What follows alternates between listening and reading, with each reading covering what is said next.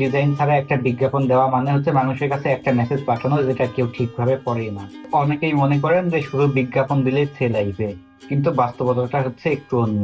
আপনার বিজ্ঞাপন যদি মানুষের চোখে না লাগে তাহলে সেটা সে দেখবেই না, আর যদি দেখে কিন্তু বুঝতে না পারে তাহলে আবার সে স্ক্রল করে চলে যায়।